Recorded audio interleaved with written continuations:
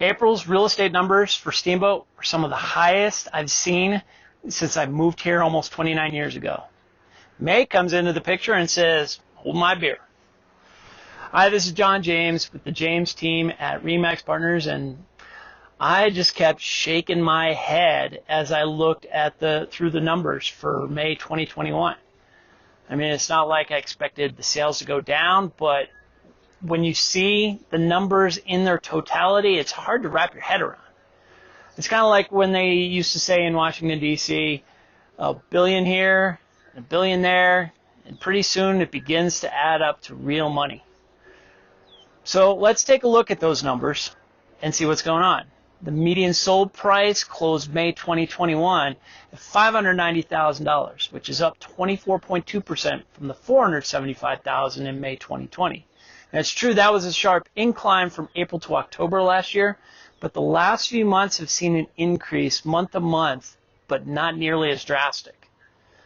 The number of sales shot up 65% to 1,401 compared to the 849 in May 2020.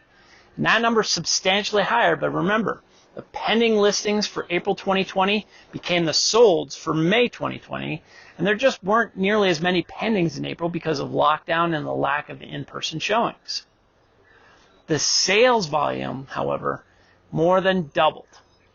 It went from over $596 million to $1,201,555,746. That's an increase of 101.5%. And it's not the percentage, but the number. This is a third straight month of over $1 billion in total dollar volume. And here's where inventory comes into play. Economics 101, supply and demand. If you have limited supply, you end up having higher demand, and higher demand puts a strain on the current supply. So it's like a vicious circle, and you can see it in the numbers. You know, with the median number of days a home spends on the MLS is down to 15. That's a 66% off for the 44 days we saw in May of 2020. Our supply is measured on how long it would take to sell everything on the market. In a balanced market between buyers and sellers, it would be 6 months. We're now down to 2.8 months. That's down 57% from 6.5 months last year. And we as realtors, we've felt it, but the numbers weigh this out. The actual number of listings active on the market for May was almost half of what it was a year ago, 261. That's down 48% from the 503 last year. And now all of that sounds like a little doom and gloom.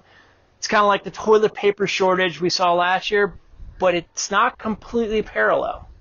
It's not like the rolls of toilet paper aren't being replenished. We had 1,400 new listings in May, which is up 25.6% from the 1,115 we saw in May 2020. Just that the frenzy for homes is pushing the demand, and new listings aren't keeping up.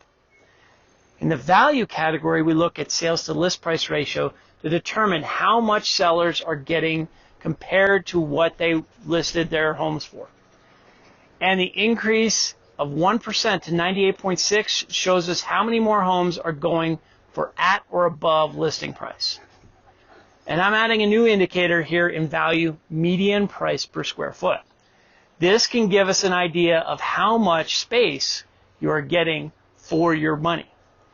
And I use median instead of average because even one or two high-priced homes with a $1,200 square foot price tag could skew the average too much. For the whole market, the price was $390, which is up 15% from $339 in May of 2020. And since this is a new indicator, let me provide some historical context. May 2020 was up only 5% from the previous year, which was up 8% over the year before that. And with so few days on the market, it's no surprise we saw price reductions drop by 54% from 72 to 33. For our future indicators, terminated contracts decreased 45%. There were 18 that came back on the market in May as opposed to 33 last year. And finally, pending listings went from 859 to 1,475. That's a whopping 71.7% increase.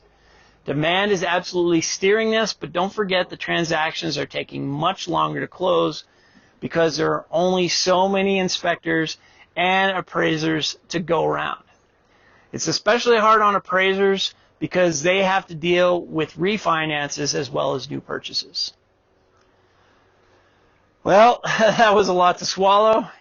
In the days ahead, I'll break down the market by price, area, and type to give you more context for different segments of the market.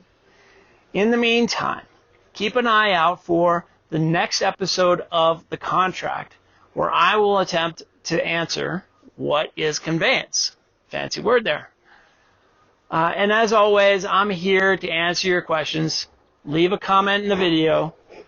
You can call or text me at 970-846-0797 or email me at johnjames@jamesteamsteamboat.com. Take care.